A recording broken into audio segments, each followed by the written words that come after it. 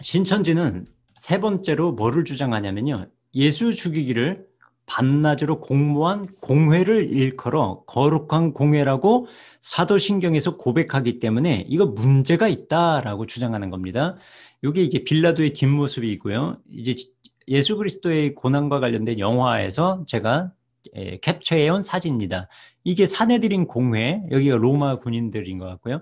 사내들인 공회의 공회원들입니다. 대제사장들, 이런 사두개인들로 구성한 의회, 유대인들의 의회를 사내들인 공회라고 하는 겁니다. 근데 신천지 측에서 뭐라고 하는 거냐면요. 아니, 예수 죽이기를 사내들인 공회가 밤낮으로 공모하고 결국 십자가에서 죽였는데 그것을 거룩한 공회라고 고백하니까 이거 사도신경은 성경적이지 않다라고 지금 반론을 펴고 있는 겁니다.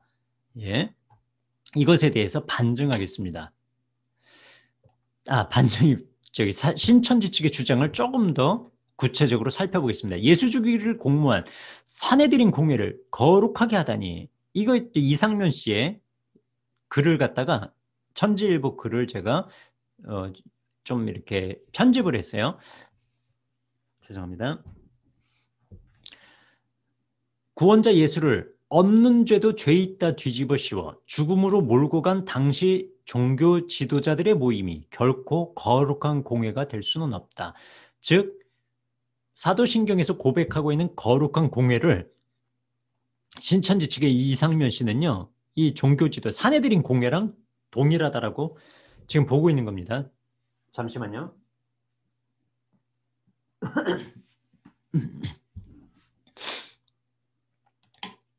그리고 두 번째, 중세 암흑시대의 사내들인 공회는 그리스도인을 5,000명 이상 죽였다. 이 공회는 절대 공회의 역할을 하지 못했다. 이 공회가 거룩한 일을 했는지 공회에 대하여 성경을 통해 알아보자 이러면서요, 결국은 사도신경의 공회라고 고백을 했는데, 아니, 이 예수님 죽인 이 공회가 어떻게 거룩한 공회가 될 수 있느냐라고 비판하는 겁니다. 신천지 측의 주장을 정리하면요, 무죄한 예수를 기소하고 죽음으로 내몰아간 사내들인 공회를 사도신경에서 거룩한 공회라고 고백하니 사도신경에는 심각한 문제가 있다는 주장입니다. 이거 정리하겠습니다. 사내들인 공회와 거룩한 공회를 정리를 해야지 이게 제대로 머릿속에서 정리가 될 거예요. 사내들인 공회는 뭐냐면요, 아까 말씀드렸죠. 유대인들의 대제사장을 중심으로 해서 구성된, 사두개인들을 중심으로 해서 구성된 정치의회예요. 의결기구예요. 그러니까 사내들인 공회는 AD 70년에 어떻게 돼요? 예루살렘 성전이 멸망하면서 해체돼요. 그리고 135년에 다시 설치되지만 로마의 반란 진압으로 2세기 이후에는 사내들이라는 명칭 자체가 사라져요.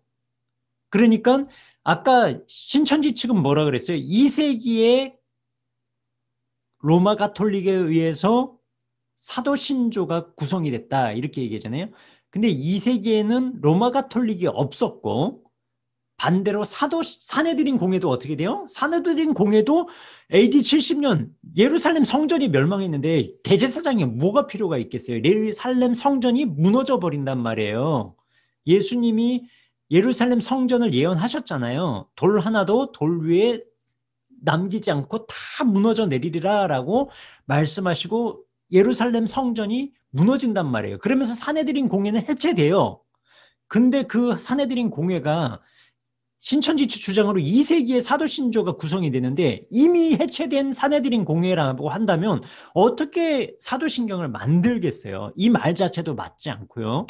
두 번째로 거룩한 공회를 정리를 할게요. 설명을 드렸지만 2세기의 세례자의 공적 신앙 고백으로 사용했던 사도신경이 이미 역사 속에서 사라져버린 유대인들의 의결기구를 거룩한 공회라고 고백하는 것은요, 역사적으로나 신앙적으로 절대 불가능해요. 왜냐하면요, 사도신조를 구성한 사도들의 제자들은요, 사도들의 제자들은 어떤 사람들이었어요? 로마 황제가 죽이려고 하더라도 순교를 각오하고 예수가 그리스도라고 고백하던 사람들이에요. 근데 예수를 그리스도라고 왕이라고 고백하는 사람들이 예수를 죽인 산헤드린 공회를 거룩한 공회라고 고백하겠냐고요. 이거 말 자체가 맞지 않아요. 그럼 뭐만 같으냐? 산헤드린 공회와 거룩한 공회는 뭐만 같아요? 한글 단어만 같아요. 한글 단어. 공회, 공회.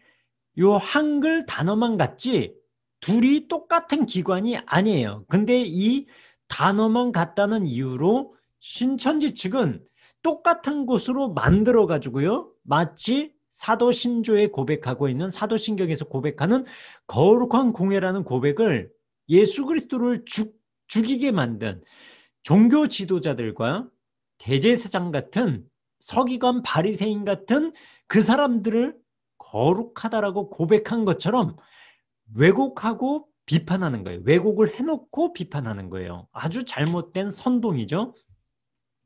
사내들인 공회, 다시 한번 정리할게요. 사내들이는 함께 모여 앉는다라는 뜻이 그리스어 신헤드리온에서 비롯됐어요.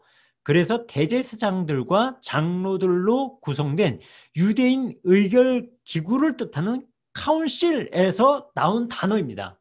카운실, 의결기구, 의회, 어떤 안건을 결정하는 의결기구의 뜻의 공회예요. 그러면 사도신경은 카운슬이라고 하는 단어를 쓰느냐? 그게 아니에요. 거룩한 공회라고 할 때 여기서 사도신경의 거룩한 공회는 카운슬이 아니라 카운실이 아니라 더 홀리 가톨릭 처치라는 단어를 써요. 즉 거룩한 보편 교회라는 의미인데요. 이 가톨릭이라는 단어를 썼다고요? 우리가 생각하는 로마 가톨릭을 생각하면 안 돼요. 가톨릭이라는 단어는 무슨 뜻이냐면 보편적이라는 뜻이에요. 보편교회라는 뜻이에요.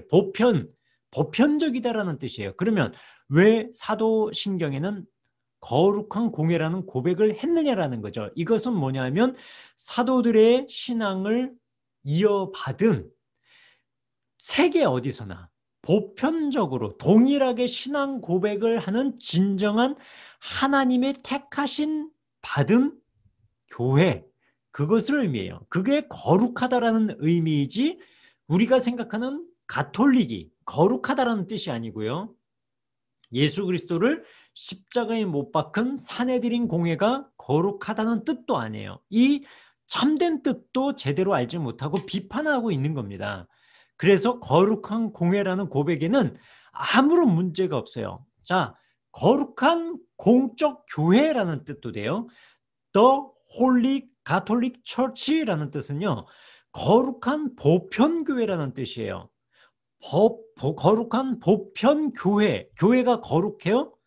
근데 그렇게 고백해도 아무런 문제가 없어요. 우리 눈에 보이는 교회는요, 미디어를 통해서 보는 교회는 너무나도 타락해 있어요. 그래서 사도신조를 통해서, 사도신경을 통해서 거룩하더라고 고백할 때 진짜 거룩한 걸까라고 고민이 될 수도 있어요. 근데 우리 개개인은 의롭나요? 나를 보면 의롭지 않아요. 그래서 의는요, 내가 정말 올바른 행동을 해서 의로워지는 사람이 있고 예수 그리스도의 십자가 은혜로 의로워지는 의인이 있어요. 이 의인을 얘기하는 겁니다. 이 의인들의 모임인 공동체를 거룩하다라고 하는 거예요. 왜 거룩하냐? 계시록 1장 5절에 우리가 죄에서 해방됐어요. 어떻게 죄에서 해방돼요? 우리 아직도 오늘도 죄를 지었잖아요. 죄송하지만 내일도 죄를 지을 거잖아요. 어쩔 수 없잖아요. 그럼에도 불구하고 우리는 하나님 앞에 다시 한번 무릎 꿇고 피 끓는 심정으로 나아갈 수 있어요. 왜? 우리를 사랑하사 그의 피로 우리 죄에서 우리를 해방하셨기 때문입니다.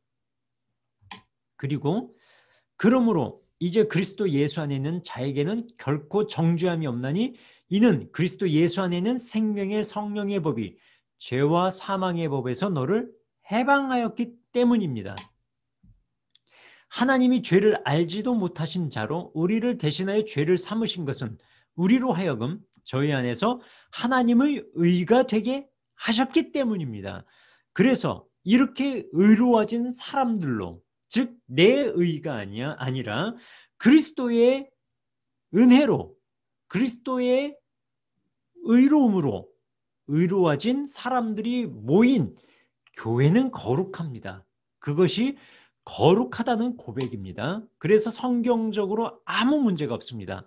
거룩한 공교회에 대한 고백은요, 로마 가톨릭에 대한 고백이 아니라 오직 그리스도에 의해 거룩하다고 여겨진 선택받은 자의 전체 수, 그들이 어느 땅에 살고 있던, 어느 민족에 속해 있던, 어느 피부 색깔을 갖고 있던, 어느 인종이든 이 신앙 고백 안에서 하나님의 한 백성이라는 고백입니다. 이것이 거룩한 보편 교회는 거룩하다라는 고백이에요. 그래서 성경적으로 아무 문제가 없습니다.